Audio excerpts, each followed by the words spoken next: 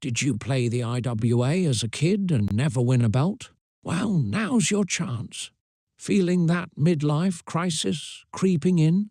Don't have a ton of cash to blow? Want to go back to the 80s? Since 1985, the Imaginary Wrestling Association has been the #1 wrestling game in the universe. Forget these fly-by-night imitators, e-feds and booking simulators. The IWA has outlasted them all. It's 2025 and play-by-mail is here to stay. If you love wrestling, if you love creativity, if you've got the guts to step up to the challenge, then don't be a loser. Join today and become a champion. Go to playiwa.com right now. Once you start, you can't stop. On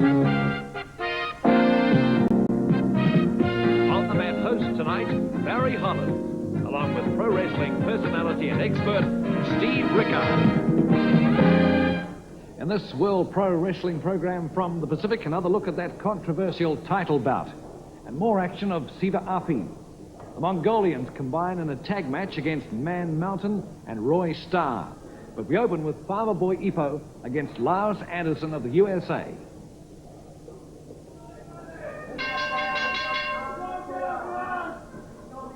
Lars Anderson, Farmer Boy Ipo. Ipo on the ropes. Anderson brings a heavy snap into the chest, but Ipo fights back. Side headlock applied and a fist to the head.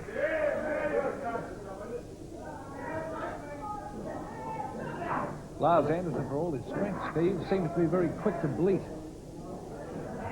Well, he's a very experienced wrestler, Barry, the same man, and also very cunning.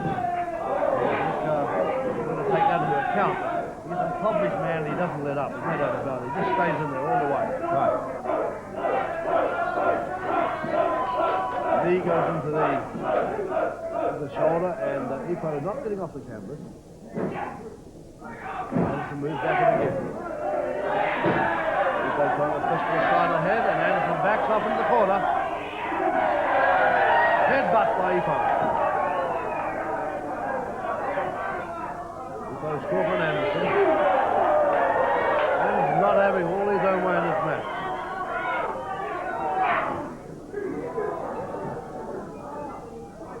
Ipo on the ropes.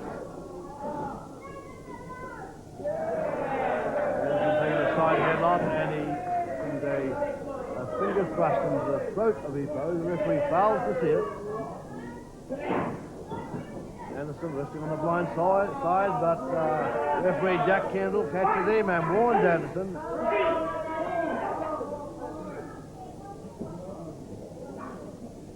Anderson with the head of Ipo across the top rope.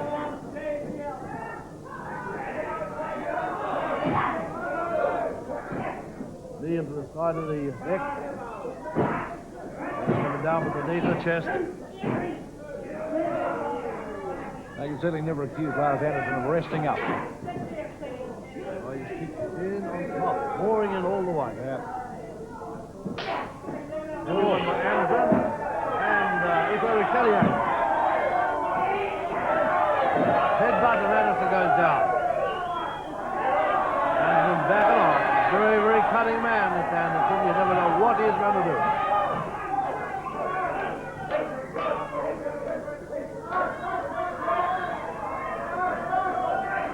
What's he up to now? What is this man up to? Hammerlock applied by Anderson. Locks the arm behind on the blind side of the referee again and throws a punch to his midriff.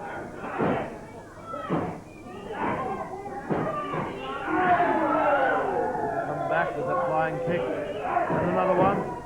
Anderson down.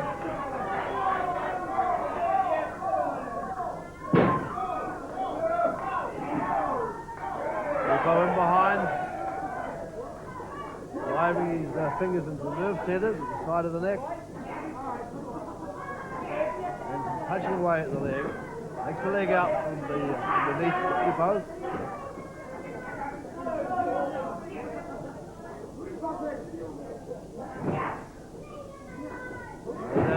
pole again. Stomps away at the left leg of Palmer Boy Ipo. The knee drop into the inside leg. So now he's looking again to the figure four leg lock. Can he apply it? The very, very strong, thick legs of Ipo must be difficult for him, but he has the figure four applied. Yes, and the referee has awarded the fall. Ipo submits to the figure four leg lock. The winner of the match, Lars Anderson.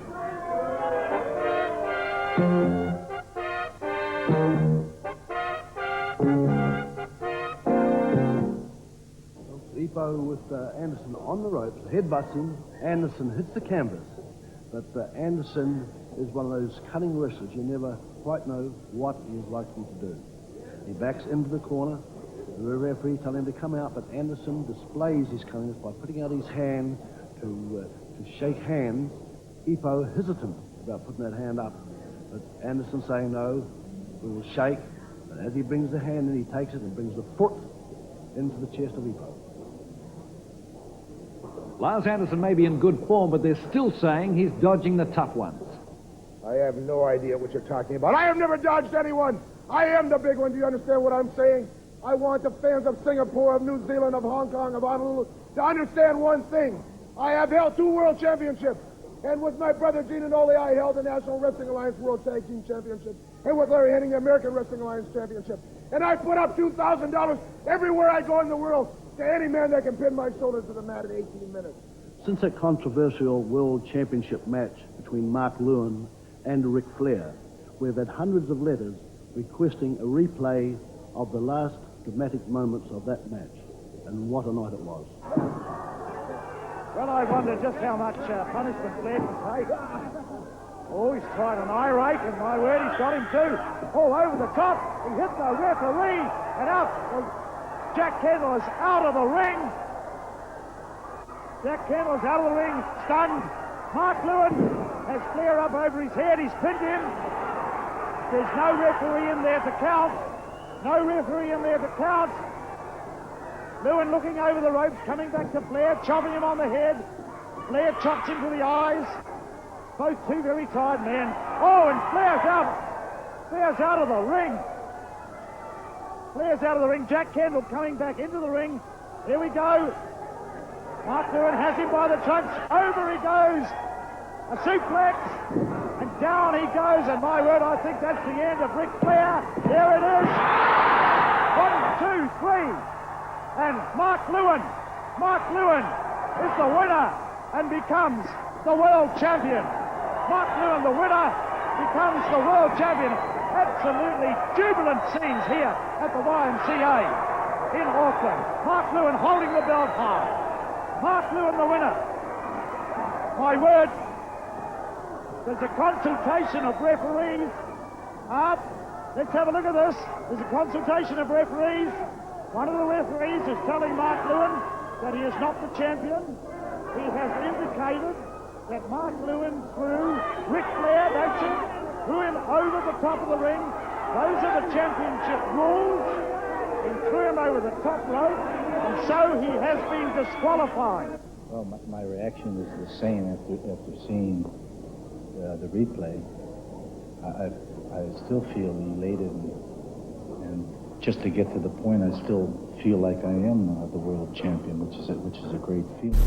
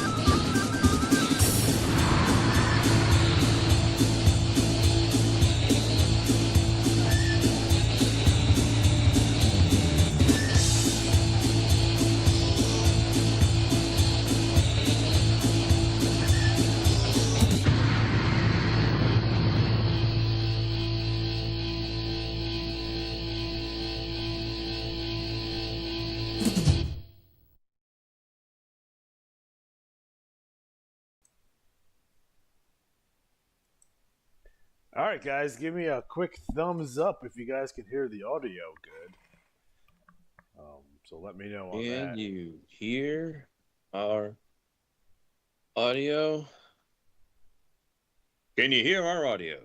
Can you hear me singing? Is that Jean-Claude Van Damme? It sure is. Who's that from? You ever seen the feature film? Was it No Double Retreat? Dragon? No Retreat, No Surrender. Where he's the Eric villain. Roberts? He's the villain in that movie. Oh, okay. He plays a Russian dude. Oh, which is hilarious. Yeah. So the premise of this movie is this kid and his dad. They move to a new town, and the dad's like he owns a dojo and stuff like that. So he's like a karate instructor and what have you. And this guy wants to buy up all the karate dojos and create some sort of franchise with them. And he has Van Damme as his henchman. And so the kid, like the kid gets the kid's dad gets beat up by Van Damme pretty bad. But then like the kid gets all upset. And dad like yells at him and stuff. So he goes to like this abandoned house to practice martial arts, and he is guided by the ghost of Bruce Lee. And so on and so forth, and hilarity ensues. It's a good movie, though. It's a good flick, worth a watch. You can put that on your list, Johnny B, of movies that you should watch.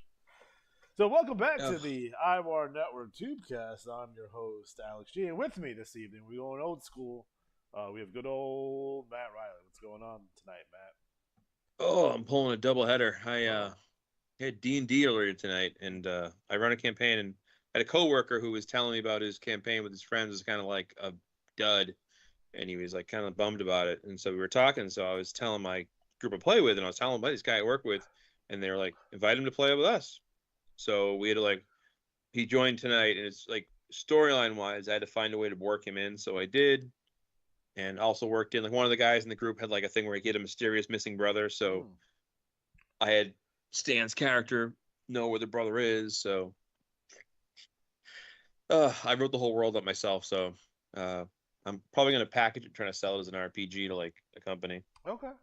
Once I finish, because it's about the way I wrote it. I created the whole world. Spent 2 years doing this, and it's like there's 6 different kind of campaign missions. Yeah.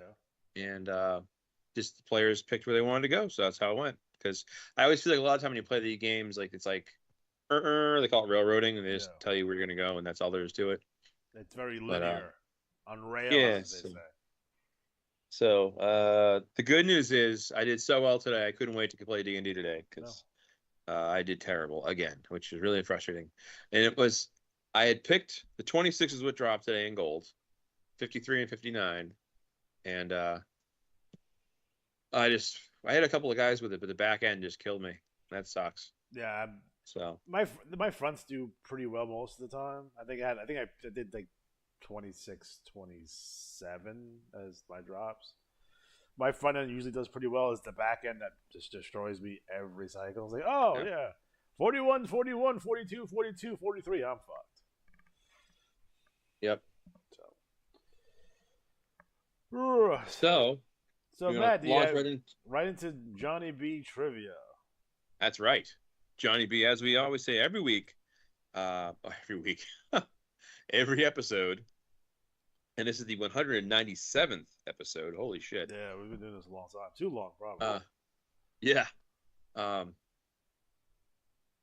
This episode, oh my god, I keep thinking all the. Was it 2016 we started doing it? Yeah. I think it was 16. It seems about right. It's almost 10 years. Yeah. Yeesh. And we had those incognito years. We had to go undercover. Yeah, no, I had to hide from the government for. Hey, it's tough. 8 months. I mean, might have to hide from the government now, anyways. So. Oh yeah, that too. Yeah. So as we say, every time we do an episode, we start the show off on the Tubecast with Q&A from Johnny B, the IWA's president. And if you have questions for Johnny B or the IWA, so for example, the question that came up the other day, and someone's like, "Oh, please ask Johnny B about this." I'm really curious to know. I know I have 30 questions all the time, and I never write them down. I always forget them. I wrote this down, and I remember because it was so there were other people were chiming in, like, "Oh my god, yeah." So Jake Duvall, member of SOS, won the world championship with a legit 1 through 15, perfect strategy. Like everything in a row. And somebody brought up like, oh, I think I did one of those in 2007. Like, I'm curious how many times, and it can give me a ballpark. How many times players have done that? Like, who's really nailed like 1 through 15? And just curious because I know I've hit 501s, but I've only hit one time where I had a world championship, and I don't even know if that was the right one. Or I don't remember how I did it back then. Because back then I was still kind of learning. Yeah. I didn't know what I didn't know, so to speak. I was getting better, but anyways, if you have questions like that one, send it to us, post it right here in the comments, and Johnny B will watch the show, listen, and notice the question. So, we're happy to pass it along. So, question number 1 from Johnny B. Jr. I enjoy the fact that Alex opened the previous episode, which coincided with our 40th anniversary, by airing footage from the real-life IWA promotion, International Wrestling Alliance. I also appreciated that at the tail end of the conversation he and Matt were having about the top grossing film of 1984, Breaking 2 Electric Boogaloo. That was a top grossing film? Sarcasm. No. That was sarcasm, buddy. Okay. The video window in my upper left corner began displaying young people performing an assortment of breakdancing moves. Alex claims that nothing he does in the show is a coincidence. But how did he trick Matt into spontaneously mentioning the plot of the movie he was reviewing, the RTL Trash Talk? I will tell you how. It wasn't a trick. So in the RTL, there's a wrestler called Vagabond who's feuding with Greg E. Money. Greg E. Money is like a young, handsome version of $1 Million Man Ted DiBiase. And he's done really well. He's a really good competitor. He finished third in the Summer Series. He was in the All-Rookie Final. I mean, he's just been great. And every bit of number 1 draft pick type guy. So Vagabond cuts his promos from soup kitchens. And so Greg E. Money did a promo where he claimed he bought the land the soup kitchen's on and is putting in a hotel. So Vagabond is trying to get the young kids together to help get a lawyer and stop it from happening. And essentially, it's the plot of Breaking 2 Electric Boogaloo. Yeah. Which they did at the same time, by the way. So they did the first movie and the second movie like at the same time. But they must have been different writers because those movies are completely different. Like in the first one, the girl, like, she works at like a diner and she's like, she doesn't have any money. But in the second one, her family's extremely rich. It's really weird. All right, I'm just quickly jumping. Jimmy wants to jump in, so. Is he in the deal? I told him to use the link for teams, and he'll get in. So, anyways, let me get back to these questions. But yeah, it wasn't as much a coincidence as you think. It just turns out that I'll say this. One of my favorite things to do is to work tropes and beat to shit angles into things and make them fun. Yeah. So it says here, I'm looking forward to the new Spotlight feature that was teased last time. I was actually planning to suggest the exact idea in this cycle's episode. Bum, bum, bum. I don't mind that you beat me to it, and I think it would be great to learn more about the various people who play this. Let's go with the unusual game. It will also supply Alex's channel with more content, which is true. Always more content. I ran out of time this past cycle. I was behind. I wasn't really doing well with other things going on. But I'm doing a page ad that says hey, check out the Tubecast, check out the workshop, and in between, check out the Spotlight. And if you're watching this now and you're like, hey, I'd be totally cool with just showing up with those two guys and talking about how you found the IWA. I want to go through all of it, but I have a question about, there's 20 questions that threw together. These make good sense. And they're fun. If you've ever seen Inside the Actor Studio, and at the end of the show, they ask people the same set of questions, so everyone gets the same set of questions. Yeah. Kind of similar idea. Let's just kind of figure out what things are, and then something fun. So, on that note, now that the Hour Network has expanded, the average duration of these Tubecast episodes has begun increasing at an alarming rate. I doubt players will mind if the additional material is IWA related, but my previous trivia response email was extremely long-winded and largely off-topic. And I'm now growing concerned that managers will start losing patience with the segment if I don't rein it in. So, I'll keep this one short and sweet, like a small strawberry watermelon Julius, with one answer and a quick question. You hear that? I did, and they're delicious, by the way. God damn. I miss Orange Julius. All right, so Alex wondered who came up with the names of our leagues, especially in the game's early years. Johnny B. Jr. During the 90s, we were launching new leagues whenever we received applications from 25 to 40 managers. Large rosters were quite the rarity back then, and since new players were absolutely pouring in, we were creating new leagues left and right. It frequently fell upon my young shoulders to find suitable logos for my collection of clip art. Unfortunately for me, my father, the original Johnny B, was probably responsible for the bulk of the names, and he often strayed from the pro wrestling themes. One logo I particularly struggled with was the mighty FEL, the Free Enterprise League. Gee, thanks, Dad. I toyed with the idea of using a Star Trek-inspired image, but ended up setting a drawing of some boring industrial buildings. I can't say I was shocked that the league went out of business in record time. Surprisingly, it was somehow fairly smooth sailing for the Yankee Clipper League. Anyway, Adam mentioned that we used to award 5 free matches to players who submitted logos for their leagues, and my incessant griping was part of the motivation behind that policy.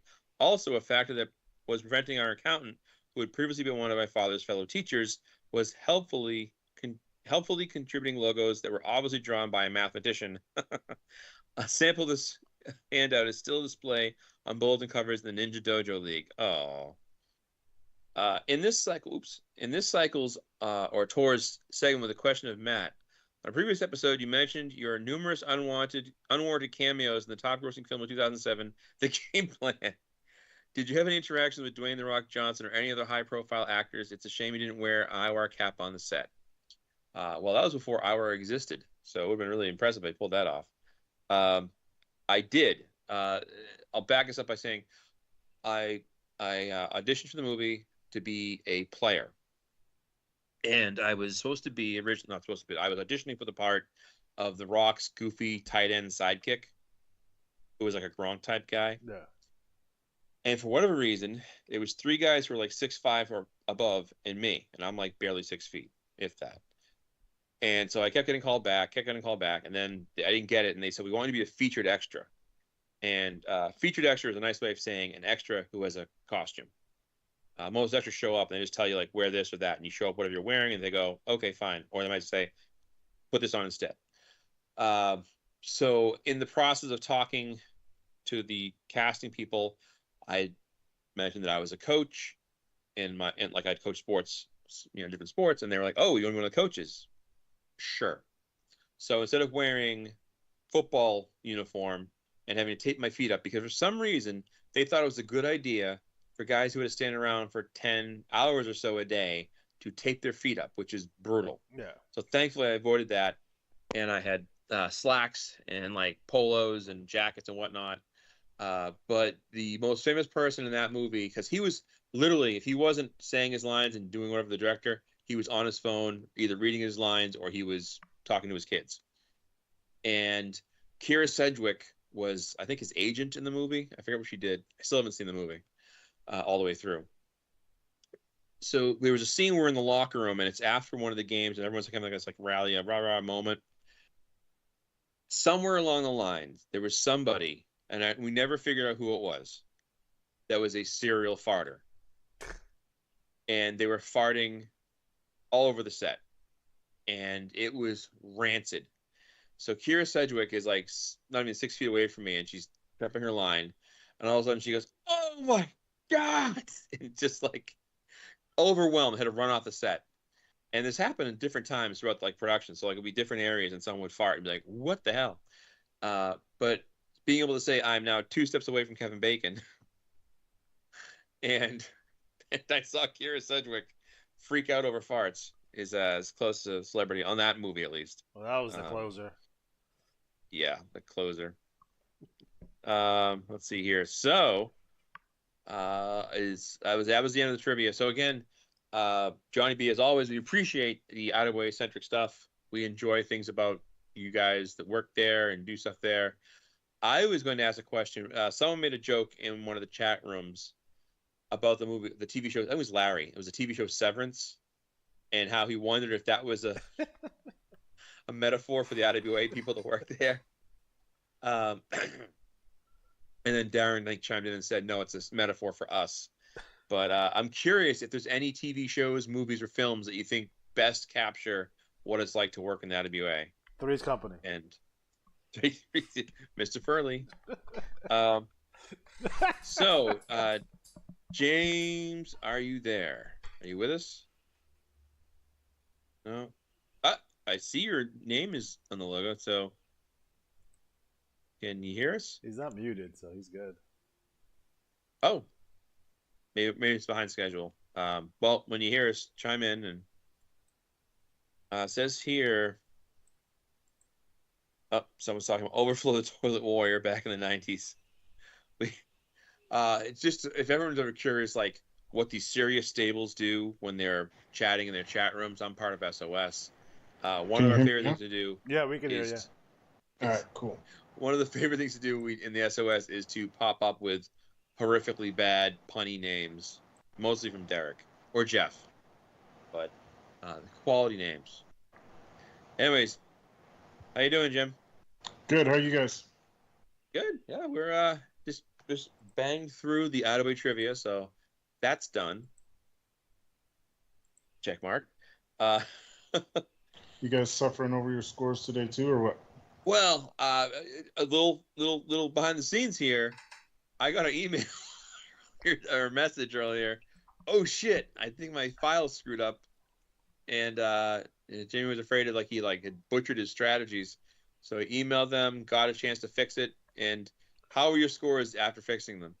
Well, I gained about 60 points considering I used the bronze hold numbers. So using the wrong Fed, always a killer. Yeah. I made a correction to my spreadsheet and nice screwed something up and didn't pay attention. I was putting my strats together and I was like, man, these numbers seem weird. But yeah, we got it taken care of. Nice. That's good. And I know a lot was going on this cycle. A lot of pay-per-views, if you will, specialty matches, events. So it's a hard cycle to have I really wanted to have a bounce back cycle, and I did all they could do, give us 4 options to choose from and still butcher it. I was like, yeah. So anyway, well,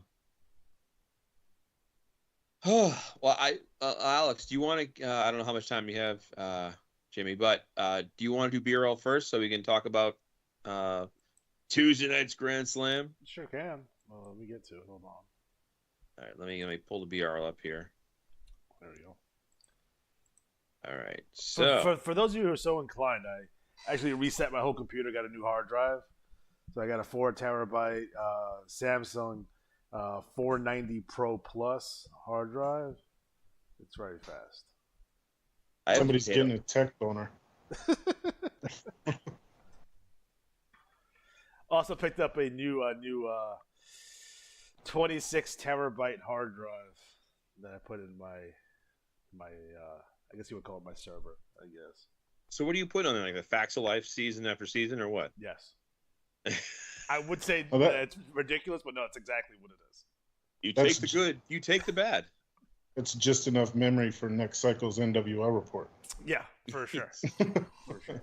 All right, so we'll start here with the Battle Royal League. League champion, Sabretooth, winning $25 out of a credit. The Battle Royal winner was Tsuyoshi Mazoku, also winning $25, and he was the Battle Royal winner, so he earned the TV championship, which was held by Sabretooth. So, boom, boom, boom. Mazoku going to be shooting up the rankings there. Central Plains, Alligator, East Coast, money-driven Mike Sebastian returns to the BRL and takes the title right off the bat. Welcome back, Mike Sebastian. Great Lakes, Hawaiian Heartthrob, Mid-Atlantic, Randy the Ram. And quick side note, the last 2 wrestlers, Mike Sebastian and Hawaiian Heartthrob, those are 2 guys who have 1 wrestler in IWA each.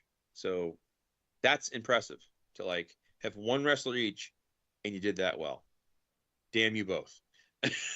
Mid-Atlantic, Randy the Ram. Northeast, Agent 26. Pacific Northwest, Fab Dazzle. Rocky Mountains, Lobo Letamaki. Southeast, Mad Max Red Wolf. Southwest, Hillbilly Kevin. West Coast, Hillbilly Steve. Tag champions, Agent 26 and Punk Rock Mike. So they reunite after all that time apart and grab the tag belts. That's pretty damn cool. TV tag champs, Mad Max Red Wolf and El Barbero. TV 6-man champions retaining and winning another 5 free matches. Alpha Males, 15, 87, and 69. TV six-man champions, Mad Max Red Wolf, El Barbero, and Fatty the Butcher. And so just to remind you guys, we have this new retro look as part of the 40th anniversary. We're keeping it for, I think, for, ever. And part of this new layout is we introduced something called Tuesday Night's Grand Slam. And I've wanted to do this for years, and it goes back to the IWA's like 87, 88, 86 days, which is, I know, like only 3 or 4 people even probably still play from that time. But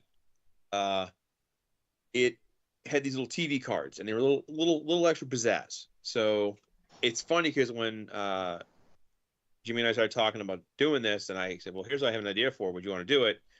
I was expecting or hoping for maybe like a paragraph, maybe a page. What we got is friggin' awesome. So you can see here the lineup for the matches. Now, these matches are for this cycle's results. So if you go through the actual match results, you'll see the finish. But the matchup write-ups are from the previous cycle. So you're going to see, if you go to page, of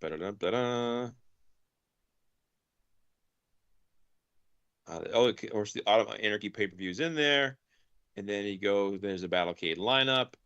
And then you get to page 30. And page 30 is a start. And I would just suggest, if you give a chance, go to the BRR at least and just read this work. This is really good. It's the match write-ups. There's all kinds of stuff. So Jimmy, do you want to kind of talk about how that you came to this process and what made you do all this? So, yeah, I've always been a fan of the work that you did with WWE 2K, whatever version it is. And we've been talking offline for quite a while about sharing a library. So when I debuted King Khan, like, I did a thing and created all the match scrubs, and I really enjoyed doing that and getting, like, stills of the match card. So I decided to go that route. And for anybody, if I missed the mark on your characters in creation, I apologize. It's all for the good of the story. If you create your wrestler and put it in there with the hashtag PlayIWA or IWAR or BRL, something to that effect, and let us know, the more folks we have there, the more accurate we can be. So with that, I just started playing around. I was just chilling, and I wanted to do something different because everybody kind of does, like, moment of write-ups, like from the ring announcer, and that's cool. Everybody does a little bit something different. And so I started looking around, and I was like, well, nobody does like a internet, match review or write-up like Dave Meltzer or something like that. So I started poking around, and I figured that was the way that I wanted to go with it. So if you pay close attention to the bulletin, there's all kinds of tidbits in there. I stole some stuff from Alex. I stole some stuff from the CWL, the IWL.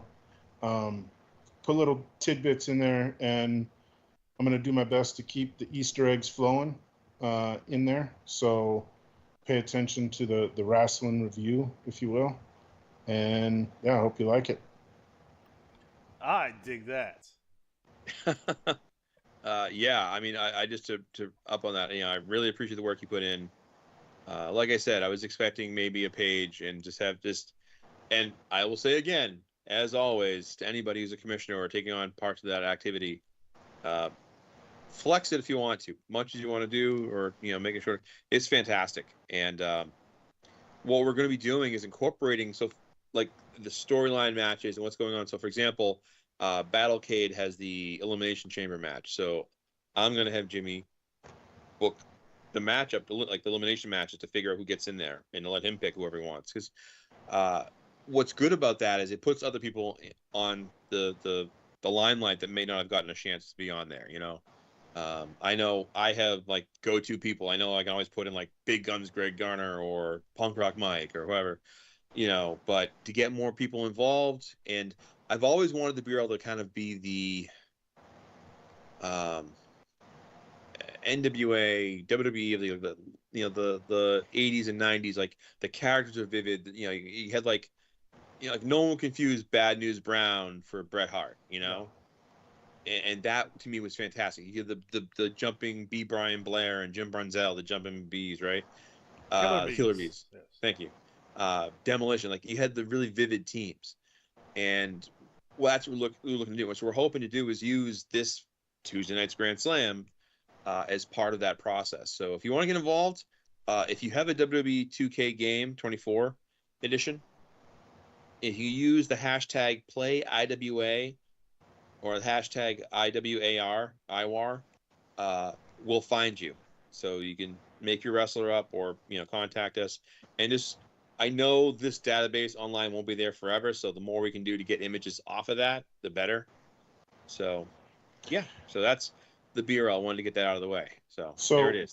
One other little tidbit is I put a little graph together to kind of score the matches based off of both wrestlers' strap total. And the intent with that is to have it be solidified, no ifs, ands, or buts. The higher the combined score of both wrestlers, the higher star rating the match will be. Nice. And that will be a lore scenario for Tuesday Night Grand Slam. So we keep this thing rolling for a while, and let's just say Luther Alexander, has the most 4-star matches in Tuesday Night Grand Slam. We can play off that and roll with it. So yeah, you showed me that when we were doing the Zoom, and when you were showing me how you put that together, and it's not just singles, it's tag and 6-man, and how, again, like the higher your score for the combined score of the two wrestlers, it does really kind of add to the idea of like who's putting on the best matches, who's having the higher scores. So love it. All right, I dig it. Let's go. Let's see. Let's go NWL next. Sweet.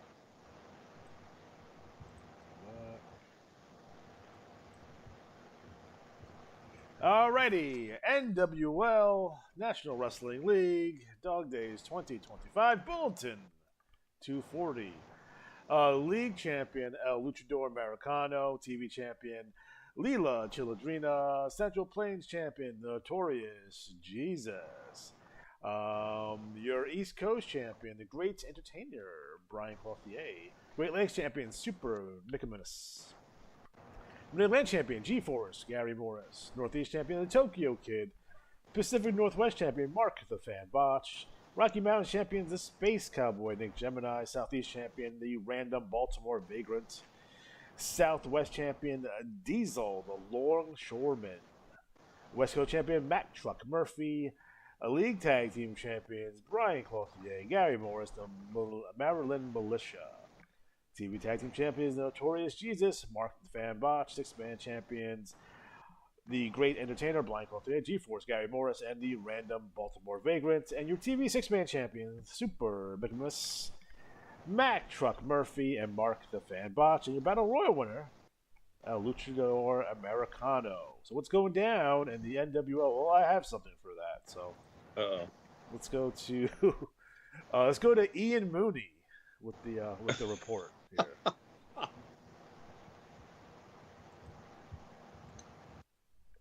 Okay. But first things first, I have to share the screen. That helps. Yeah, well, share so you can hear it. Include sound. Screen. Okay. Slide over. All right, 3, 2, and 1. The NWL has never seen chaos like this. What began as business as usual with Luther Alexander's hand raised in victory over Cowboy Chris Colt in ACW descended into unholy bedlam. The kind of moment that burns itself into league history forever. From the shadows came the Shane Syndicate, 5 masked attackers swarming the ring like trench-coated assassins. One by one, Luther tore through them. Shane Rollins superkicked into oblivion. Shane Styles flattened by a left hook. Shane Reigns cracked with a flying knee. Hulk Styles dropped head first with a savage DDT. And CM Shane nearly decapitated with a discus lariat. The crowd was on fire. The commissioner stood tall, and it looked like Luther had once again beaten the odds. Until the 6th man appeared. Silent, surgical, he planted Luther with a German suplex that sounded like a shotgun blast, then locked on a crippler crossface so vicious it left the commissioner lifeless in the center of the ring. The red light bathed the arena, sarcastic applause echoed, and from the curtain stepped Johnny Revolution himself, smirking like the devil returned to claim his due. The reveal was nuclear. Beneath the mask was none other than the crippler Brett Steele, a ghost from the IWA's darkest chapters. The Death Pack was back, and their message was simple. No league is safe. No past is forgotten, and Luther Alexander may already be their first kill. But if Revolution thought he owned the headlines, Jesus and the Fish Fam stole them with glitter and gospel. At an IWA press conference, Revolution mocked the NWL as garbage, declaring his intent to wipe it from existence. The lights cut, a church bell tolled, and then an avalanche of glitter. Jesus stormed the stage, flanked by Supa Mickamus and La Chilindrina. His words landing like scripture and gunfire all at once. "You look like the Tooth Fairy's divorce lawyer," he sneered at Revolution, who was humiliated under a mountain of sparkles. Jesus vowed the NWL could not be erased, that Fish Fam rides until the end, and that Revolution would be finding glitter in his boots until the day Jesus takes his pound of flesh. Days later, Jesus doubled down, announcing Fish Fam's entry into the IWAR draft, declaring themselves not as mid-carders, but as the #1 pick, the backbone of a new era. "Draft us at the top, or regret it forever," Jesus promised, the tag titles raised as proof of their reign. Meanwhile, the undercard exploded with new voices. Mark the Fan Botch stumbled, literally, into NWL immortality, tripping on his way into the ring, but standing tall to declare for the IWAR draft. With the crowd chanting, "Botch, Botch, Botch," he set his sights on Rico Suave Valentino, tearing into him as a manufactured Hollywood fraud. "I'm proud to be the everyday man," Botch declared, promising to cancel Valentino at initiation. The fans roared, laughing with him, not at him, as Botch accidentally tumbled again, proof that heart, not polish, defines a fighter. At the top of the food chain, the Maryland militia made their move. G-Force Gary Morris, the NWL Grand Prix champion, and Brian Clothier stood together, dismissing their third man, the random Baltimore vagrant, as baggage, while presenting themselves as 2 first-round picks for the price of 1. Morris stared down Luther Alexander backstage, accusing him of letting Johnny Revolution rent space in his head, while the Grand Prix champion was being ignored. Their stare-down oozed tension, Alexander's icy glare versus Morris's calculated smirk, gold gleaming between them. Clothier, meanwhile, took his arrogance across enemy lines. In a shocking segment, he invaded CWL with bolt cutters, assaulting both Phil Landers and Kamikaze, before shoving Lazarus Lane into a pile of chairs. On NWL television, he aired the footage himself, boasting that where Jesus failed, he would succeed, vowing to bring the national title back home to the NWL. His message was scorched earth. "I don't beg for respect. I demand it." Cycle 28 was a turning point. Revolution and the Death Pack announced war. Jesus glitter bombed his rival into ridicule. The Fish Fam promised to headline the draft. Mark Botch became the people's everyman hero. Maryland militia flexed their dominance, and Brian Clothier escalated things into a full-blown interleague invasion. With all this chaos, betrayal, and ambition colliding, one thing is certain: the NWL has never been more dangerous, never more unpredictable, and never more alive. All right, and thank you for that, Ian. I appreciate that. So that's what's going down in the NWL. Keep in mind that we will have our pay-per-view that's coming up pretty soon. Initiation, I'll be live from South Beach, so I'll be live from Miami. Don't forget to send your thoughts and prayers to Magnum TA after what happened with the computer mishap. Yes. You know what? That didn't recap, and I wonder why. Because I definitely chucked it in there. So that was short. That was weird. Sometimes the OCR doesn't work the way I want it to sometimes, and that could potentially be a issue. Hold on one second. Okay. Pull back down. So just want to go over the card for the pay-per-view. So the next pay-per-view will be Initiation. National Championship match. Kamikaze taking on Brian Cloutier for the NWO Grand Prix champion. G-Force Gary Morris taking on the departing Mad Dog Henry Healer. 6-person tag team match. Fish Fam taking on the Regulators. Arcane versus Magnum TA. Rico Suave Valentino taking on Mark the Fan Botch. And just because you're not here doesn't mean I won't put you in these matches. So just keep that in mind. And that is the NWO. Guys, if you're in the NWO and you're not TTing, I'm going to ignore you. So we do have wrestlers in there currently who I haven't heard from. So Mack Truck Murphy, for example, Magic 8 Ball, Theodore Nightmare, Gramble, Nickster, Nick Knack. Lucky Dice Phase is TT'd once. So guys, again, if you want to be involved, definitely TT. Reach out to me. Get my email address. It's in the bulletin. So, and that's all I have for the NWL. How do you feel about letting Jimmy handle the CWL? Yeah, let me shoot it back up. All right, CWL is up. Hold on one second.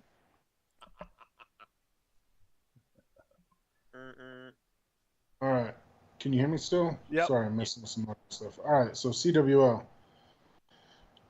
League champion, Eagle Eye Marksmen. TV champion, The Filthy, Nature Boy Phil Landers. United States champion, Edge, Johnny Walker. Yukon champion, The Major Benefactor. Caribbean champion, Professor M. Algernon. Amazon Basin champion, The Genuine Artificial. British Isles champion, Cell Block Charlie. Arabian champion, Late Night Logan Kane. South African champion, The End Is Nigh. Siberian champion, the Duke Wesley Sterling. East Asian champion, the Baron Clyde Bixby. Oceanic champion, the Count Chauncey Reynolds. League tag team champions, the Major Benefactor and the Genuine Artificial. Back on the title page for them guys. TV tag champs, the Baron Clyde Bixby and the Count Chauncey Reynolds. League 6-man with 5 free matches, the Major Benefactor, Nature Boy Phil Landers, and the Genuine Artificial. TV 6-man, No Miss, G. Unner, Eagle Eye Marksmen, and Double D Christoph. And the Battle Royal winner, Victor Von Snap Jr. He doesn't deserve it. Darren's favorite. So I have not had a chance to read CWO Bulletin yet. All I know is that Ricky Spanish called Barry Stevens a drug addict. So, well, do we have an official Ricky Spanish sighting yet? Or he's in. Oh, you got it right? Yep, there we go. He's there. Barry Stevens' check must have bounced. There it is. I think Ricky we're running Spanish. Ricky Spanish, the worst person ever. What's the next pay-per-view? It's Under Siege, correct? So we have the world title match of Phil Landers taking on Norman and Luke Kefkes. For the internet title, we got Double D Christoph taking Alec Von Schnapp. 6-man title match, Nutty Buddies taking on Blitzkrieg, Hypnotic, and Scapegoats. Tag title match, Demolition Crew taking on the 666 Rebels. We have a number 1 contenders match with Kamikaze taking on Barry USA Stevens. Number 1 contender match for the CWO internet title, Norman and Luke Kefkes versus, it would be Ricky Spanish now, versus Scapegoat. And the number 1 contender match for the CWL tag team titles, No Miss G Gunner, Eagle Eye Marksman versus Millennial Reign. And the number 1 contenders match for the CWL tag team titles would be Anu Start. Then at night, Reborn John Davis taking on the Von Snaps. I'm pretty sure that means 6-man titles on that one. We also have Johnny Walker taking on Dan at Night, Mike Mason, no longer Freaking Mason, but just Mike Mason taking on Zeb Martin. And the Empty Arenas match, Demolition Crew taking on the Von Snaps American Patriot taking on Borg Genesis. So we have a 10-man battle royal, and as always, card is subject to change. And don't forget that Jeremy is looking for help in the CWL to help out the report. So please submit your applications directly to Jeremy, or you can contact any one of us, so we can get the word out there to him if you're interested. And I think being a co-commissioner or an assistant commissioner, I think that's the way to go for most people, to be honest. To get your feet wet, like you don't want to take on, especially some of these bigger vet leagues, like right off the bat by yourself, because those could be it could be a tough task. Like that's the way I started. I was on a committee with like 4 people when I started commissioning. So I would recommend that if you have any interest in being a commissioner in the future, buddy up, get a mentor, buddy up, be a friend. Buddy up, and read the Blaze because it's always dope. By the way, where are we going next? Let's see. So BRL's done. I could do the ACW. Sure. All right. All American Championship Wrestling, number 12. It's been 12 already. Dog Days 2025. League Champion, Mime Malice. American Territory Champion, Miles Maverick. New England Champion, FedEx, Bobby Brutal. Atlantic Coast Champion, Keanu Thunder. Great Lakes Champion, Texas, Jesse Tombstone. Smoky Mountain Champion, Shotgun James Carnage. Steve South Champion, Mime Mercy. Gulf Coast Champion, Luther Alexander. Texas Heartland Champion, Happy Meal. Rocky Mountain Champion, Bud Mudd. Desert States Champion, Hocus Crocus. Pacific Coast Champion, General Displeasure. ACW League Tag Team Champion, Shotgun James Carnage, and Texas Jesse Tombstone. American Territories Tag Team Champions, Miles Maverick and Mime Mercy. ACW League 6-Man Champions, General Displeasure, Connor Flustered, and STF Ewing. American Territories 6-Man Champions, the Regulators, even though they don't deserve it. Battle Royal winner, we have Miles Maverick. And Ryan had notes for us, so let's take a look at the notes. Uh-oh. He did. Let's see if I can find them.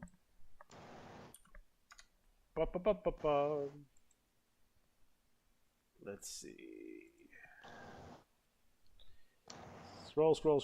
Scroll.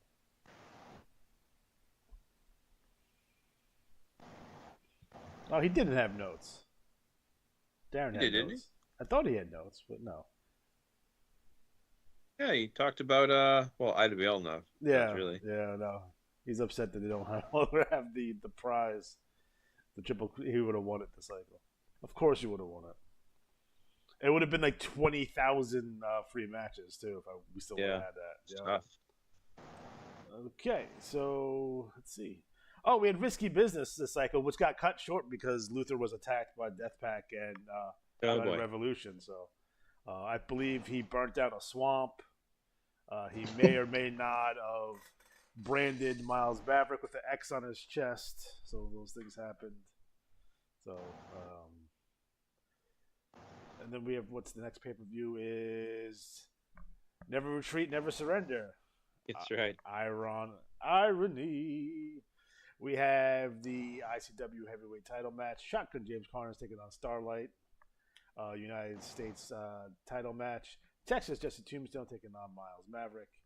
ACW heavyweight tag team title match. Shotgun James Carnage and Texas Jesse Tombstone taking on Mud and Spud Mud. ACW heavyweight trios title match. Eddie Chavez, Tino Santana, and Tony Gurria taking on General Displeasure, Colonel Flustered, and STF Ewing. We have number 1 contender battle royals for the ACW heavyweight in the United States. And the tags also. In the singles match, we have Luther Alexander taking on Miles Maverick, and a 6-man match, Kano Thunder, Ayo Bloodthorn, and Ernie Slayer taking on US Mail and 2 mystery partners. Uh-oh. Oh. That's right. There we go.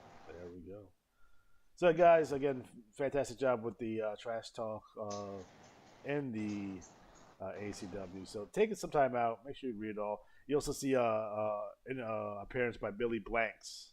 So from Tybo. You guys remember Tybo? It was dope. Tybo. No, you remember like when exercise tapes like were a thing for a while? Like everyone had them. Yeah. It was Jane Fonda was like the queen of those for a while. And that is the ACW. So Matt, where do you want to go next? Well, let's see here. How about RTL? RTL. So, number 45, the Dog Days. Yep. League champion, Automatic Slim. League tag champions, Motormouth Brody Piper and Chief Moose Crossfox. League section champions, the Texan, the T-Bird, and Automatic Slim. TV champion, Lane Shaddix. Central Plains disgruntled shoe salesman, Arch Heel. East Coast champion, Timmy 2 Cents. And I heard a dog somewhere. Is that true? Yes. Great Lakes champion, the Sugar Dawn. Village champion, Granger Wesson. Northeast champion, somehow, Vagabond. He's Pacific homeless. Northwest champion, he's a homeless hero. Snacks. Rocky Mountain champion, Pinky. Southeast champion, Easel. Southwest champion, Zender Thane. West Coast champion, the Heartthrob, Dan Corvette. TV tag champions, Derek Cash Styles and Thomas T.D. Banks. TV six-man champions, Deacon Elroy, Deacon Leroy, and Vagabond. Hey, it worked. And our Battle Royal winner winning 15 free RTL matches, Lane Shaddix. Speaking of homeless people, Matt, do you watch a lot of bum fights back in the day? I remember those. I was not a fan because I felt bad for the people. But yeah, bum fights. I used to watch that and Girls Gone Wild all the time. I remember ECW would be like, go to commercial, like, they're the wildest, craziest girls in Fort Lauderdale, and you can watch them. So Were those put on by the same dude? No, different guy. The bum fights guy actually went on. What show was that? He went on Dr. Phil, dressed as Dr. Phil, because Dr. Phil was doing yelling for Yes. exploiting people, and then he's like, "You do the same shit. Like, what are you talking about?" That was one of my favorite moments in TV history because Dr. Phil is a piece of shit. And when he went on there, he dressed like him. It was so good. So good. So the pay-per-view Maximum Reign is based on this cycle's results. And I won't give away too much, but let's just say that it'll be an exciting pay-per-view. And of course, like I talked earlier, there's an exciting feud between Greg E. Money and Vagabond, Rich vs. Poor. Thank you once again to Greg for doing the extra artwork. Really appreciate it. Doing a great job helping out. And the Elite Trios champions, New Money Incorporated, they did upset Michigan Border Patrol. Well done. RTL's really picking up some steam. They sure are. Like, it's really It's gonna be a premier destination. It's averaging like 20, high 20s, low 30s, so it's getting a little bit of activity. And again, the draft's going to help because you're going to bring in some new faces, and shuffling the deck helps a lot too. Like, you might be in a league and kind of like feel like you're hitting a wall and not really getting much traction. Change the scenery, baby. Yeah, you're probably due to lose half your BRL anyway. In reality, like a lot of those guys are past their expiration date. Probably need a new landing spot for some of them. Yeah, and it's a thing where you can have a lot of guys who are great but like getting them to go around or expand is helpful. And never forget, of course, this was a cycle in the RTL where Vagabond destroyed Thomas T.D. Banks, part of the Rich versus Poor feud here, or Poor versus Rich, in a loser eats Subway match. No. So, Is Jared going to be there? I've been doing loser eats Arby's, loser eats something every time because it's just I try to think of the most horrible place to eat. They should have to share a jail cell with Jared. $5 football. Is he out yet? Can he special guest referee or what? Oh, that'd be dope. Yeah. He made an appearance on, I think he was on Raw one time back in the day, if I remember right. What if Jared's the guest referee and then we have lumberjacks that are angry parents? Jeez. Too soon? All right. Anyways, that's the RTL. Come on down, give it a try, and of course, well, I'll talk about the draft later. All right, let's get right to Jimmy. Do you want to do Black Widow? I'll say that or WTL? Yeah, I'll do WTL. All right. Worked. All right. Western Frontiers champion, Ruby Soul Holdup. Lone Star champion, Atomic Shotgun. Central Plains champion, The King, Cowboy Schlitz. Mexico champion, Chavez y Chavez. Dodge City champion, Arkansas, Dave Rudabaugh. Like from Young Guns? Anyway, that's another story. Tombstone champion, Tim Pressive. Prairie View champion, Prince George Montgomery. Widowmaker champion, the Outlaw Josie Wales. Badlands champion, Babyface Nelson. Cripple Creek champion, Cecil Howard Calvert. Southwest champion, Touchdown, Tommy Maddox. Chisholm Trail champion, Father Arturo Bartolo. Western Frontier Tag champion, Rusty Chains and the Turnbuckle Kid. Lone Star Tag Team Champions AI, the Reprobate Lanny Teague and Trucker Van Leer. Western Frontier Six-Man Champion, Cecil Howard Calvert, Prince George Montgomery, and Garrett Washington Allegheny. Lone Star Six-Man Champions, Rusty Chains, the Turnbuckle Kid, and Whiskey Wade Everett. Bunkhouse Brawl winner, Cecil Howard Calvert. So yeah, WTL. I gotta say, there's a lot of new Western themed names popping up here, which is good. For a while there, it didn't feel like the Wild West at all. Well, we should mention that Adam, who is going back to school as a teacher, he can't stay up late and be a bum like us or a West Coaster. He did some notes in the WTL for, you see that in the Commissioner Chaos section? Let me find those.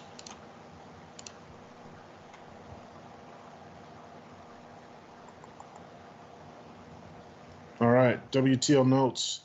501 to Yuma results. Chainsaw Chuck retained the Western Trails heavyweight title over Lanny Teague. Dolphin Baylor won the 501 to Yuma match. 25 free matches in the spot in the number one contenders. Wee TP and Levi Wrangler retained Texas Tornado tag titles over Picasso and Mange. More on 4.5 Horsemen and AI coming up a little later. The Buckshots beat Cahoots for the Texas Tornado six-man titles. Ooh. Ace and Eights won against Nat J. Love to become the number one contender. Next event, Sheriff of the Ring. The title may change. Triple main event. Chainsaw Chuck versus Ace and Eights for the Western Trails Tag Team title. Finals of the Sheriff of the Ring. And the 4.5 Horsemen square off against AI in a War Game style match. There you go. There it is. So, yeah. There it is. All right. So that is the Black Widow League. Black Widow League is up next. You want that or the BBL? I'll do BBL. All right. So BWL number 58. Beatrix Von Chaos is the Black Widow champion. The TV champion is Rachel Van Dorn. The Battle Royal winner, also Rachel Van Dorn. Japan Idol champion, Bandita. Joshi champion, Aria Gunpowder. Zenjo champion, Golden Girl Gina Colada. Luchadores champion, Veruca Salt. Cholitas champion, the Black Soul Lizzie Robin. Electrics champion, Juggernaut Jesse Dragunov. Themyscira champion, Rachel Yamazaki. Hollywood champion, Brenda Bring to Pain, Sin City champion Mother D, and Willowwick champion Queen Bee, Sarah B. Money.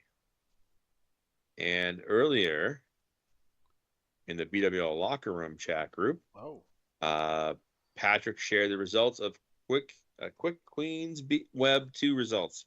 So, Beatrix Von Chaos and Brooke Assault defeated Aria Gunpowder and Lizzie Robin, Huntress and Rachel Yamazaki, and Delina Youngblood and Jesse Dragunov to become the IWAR Tag Team number 1 contenders. Rachel Van Dorn defeated Bandita and Jesse Dragunov to become the number 1 contender for the global title.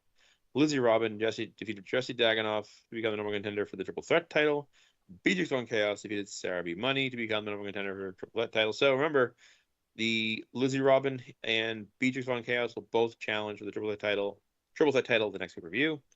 Bandita defeated Huntress. Rachel Yamazaki defeated Veruca Salt by point flow, and Wildfire Betty Red to win the triple threat title. So Lizzie Robin and Beatrix Von Chaos will challenge Rachel Yamazaki for that belt. Gina Colada and Brenda Bring to Pain defeated Wildfire Betty Red and Mother D to retain the IWAR tag team titles, women's tag titles. Rachel Van Dorn defeated Mother D to win the global title. Rachel Van Dorn defeated Aria Gunpowder and Jersey Jen Grapevine to retain the IWAR women's title. So a big cycle for Rachel Van Dorn. And then in the Queen of the Ring finals, Gina Colada defeated Sarah B. Money to win the tournament and earn a title shot at the IWAR Women's Championship and call herself Queen. So I got that to work with. So there's your BWL notice. I hope you're happy. All right, Alex, you guys are BBL? BBL. Tour number 573, Dog Days 2025. League champion, Rockin' Ronnie Love. TV champion, Tomax Firefly. Central Plains champion, the Russian Reaper. East Coast champion, Machine. Great Lakes champion, Golden Panther. Mid-Atlantic champion, Sultan Bloodspill. Northeast champion, El Mascarado. Pacific Northwest champion, He-Man Hoven. Rocky Mountain champion, Dreadnoughts. Southeast champion, Spike. Southwest champion, The Butcher, Matthew Dawson. West Coast champion, Vengeance. League tag team champions, The Job Guy and The Bad Man. TV tag team champions, Fastball, Louis Radcliffe, and Xavier the Beast. League six-man champion, He-Man Hoven, Fastball, Louis Radcliffe, and Xavier the Beast. TV six-man champions, Machine, El Mascarado, and Tomax Firefly. And your Battle Royal winner, winning, that's right, 32 BBL matches, Tomax Firefly. So what is going down in the BBL? They got a pay-per-view coming up soon? Like they did. I think so. Let me scroll down through all these matches they had. Yep. 79 cards. Rock solid. Good. Rock solid. Let's see. It's good. Let's see. Oh, we have Venom and Vengeance. That should have been when? That was just done. That just done? Last second. Awesome. You got results for that or no? That was last time, so I missed it. I mean, I saw them. They were in the last bulletin, so. Gotcha. Cool. Gina Colada retained the tag belts. That's the important part with Brenda Payne. So, okay. Priorities. Okay. Let's see. What is missing? Their next pay-per-view? So it looks like the Milkman made his way to the IWAR, yeah? Kind of. That I'll tell you.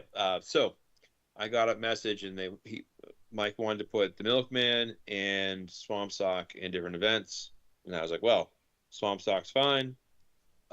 Milkman has to be in the IWAR.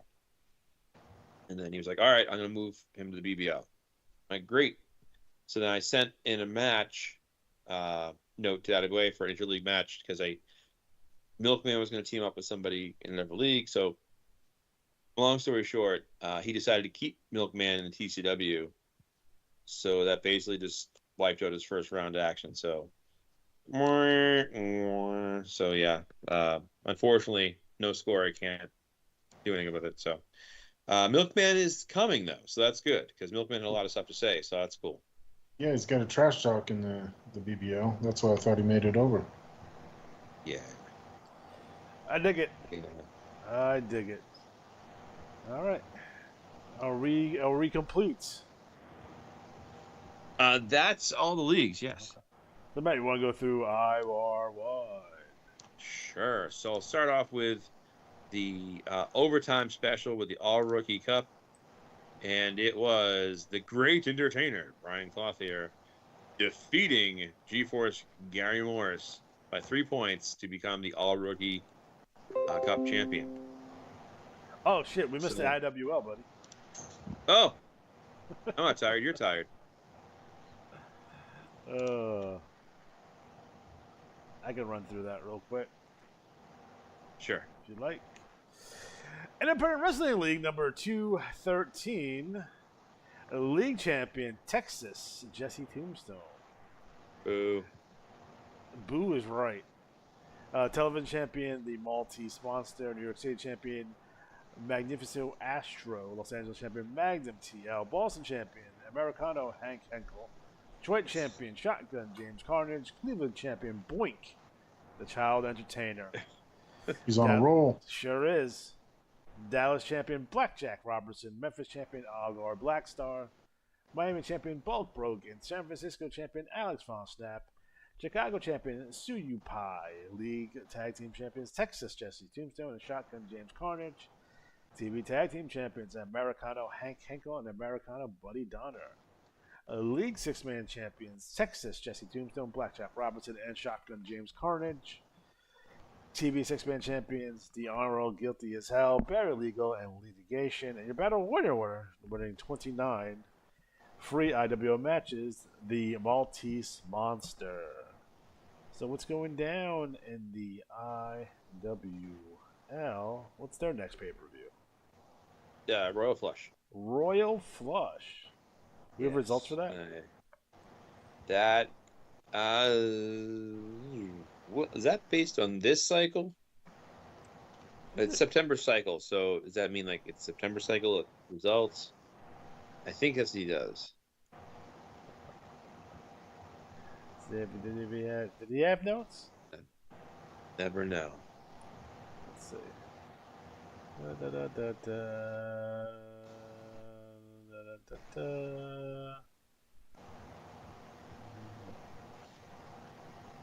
Keep on scrolling, keep on scrolling.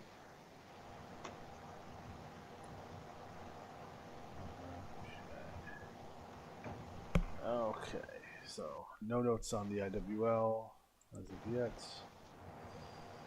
Let's see. There you go.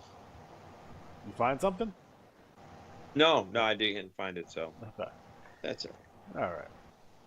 So, Matt, you want to go through your IWAR wide stuff? Sure. So the 14th All Rookie Cup went to Great Entertainer Brian Clothier when he defeated G-Force Gary Morris. So the Siamese twins finally disconnected. Yes. And the cover of this issue features Boink, the Child Entertainer, which I'm always curious. It says Boink, comma, the Child Entertainer. So, anyways, all right. And also features King Cowboy Schlitz as the King of the Ring. So you have those going for you. Quick note, the player had emailed me and said, hey, I thought my guys were going to be in these events. They weren't. If you ever notice, like, the score missing, let me know as soon as you see it, because that way, like, I felt bad because I was like, oh, the events are already over. I did the math, and he wouldn't have won them, but still, it's fun to be part of those things. Lethal Lottery is down to the finals next cycle. I don't want to give away the results, but I believe fuck it. It's Punk Rock Mike and Scapegoat against Nomis Gunner and Blackjack Robertson. So there you go. We have signups. Oh, sorry, signups are over. We're going to be Bound for Glory and Tag Derby and Triple D Cup. I will do the matches, the scores for that. Obviously, they're not ready right now. The Bad Company Cup, we unrolled that. And that is a different format this year. We took 4 of the current teams and put them against 4 prior teams and, like, kind of a best of. Let's see here. The IWAR draft. So we were asked about talking about the IWAR draft. And the way it was put was, don't let Alex talk about it. We're sick of hearing from him. Oh, my God. Why'd they say that? It's fair enough.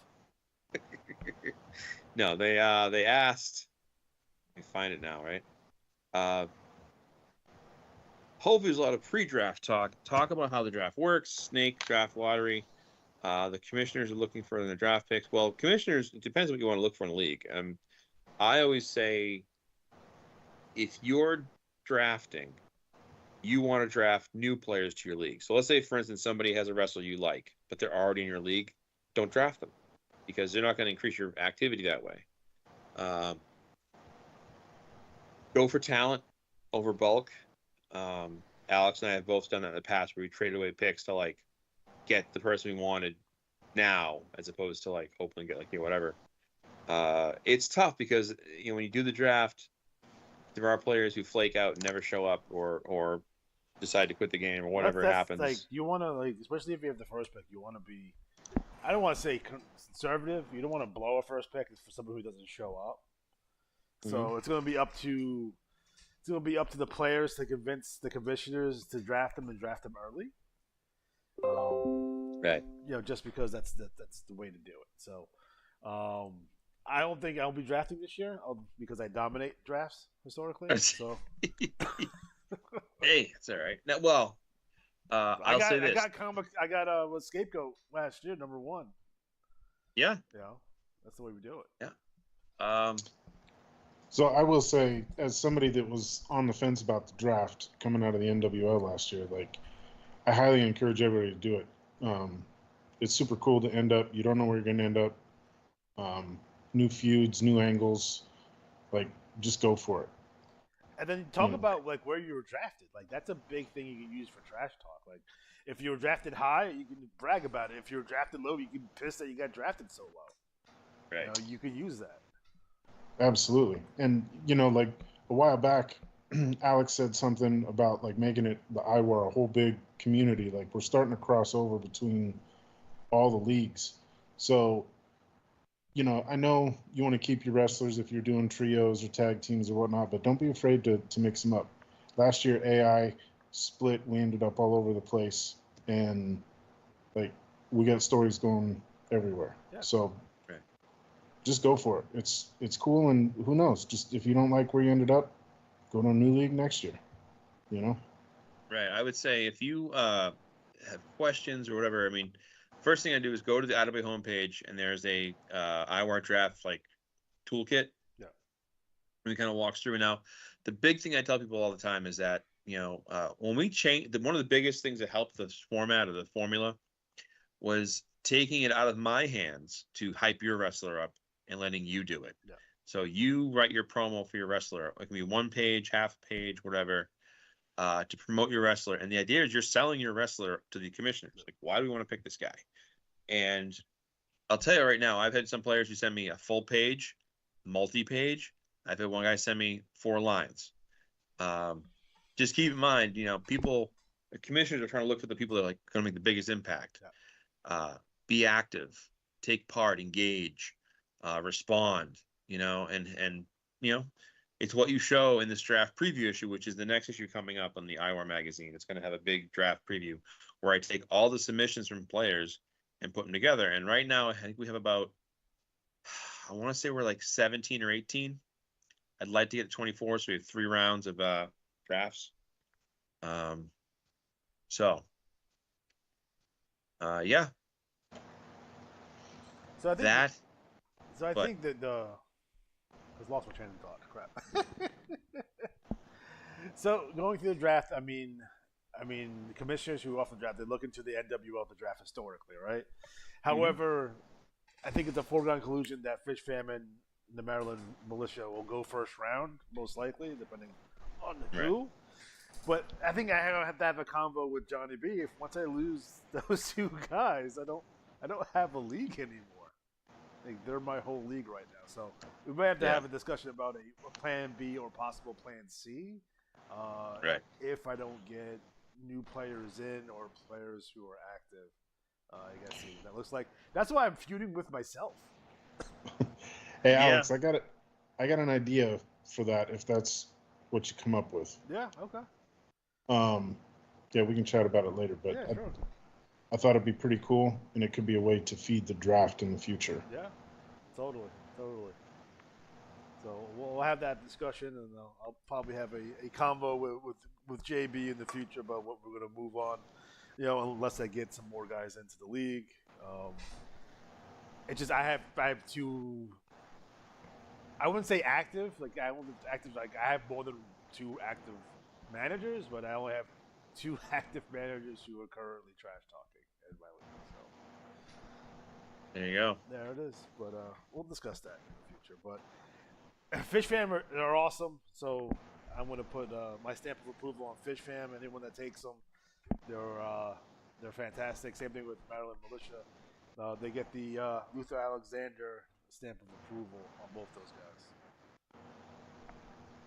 Nice. Do we have draft orders yet or no? If we're gonna do probably what we did last year, which was lowest in activity to highest. Who's running right now? Lowest activity. Yeah. Ugh.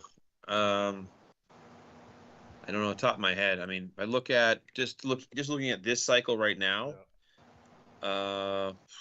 So RTL had 31 cards. WTL had 94. IWL had 50.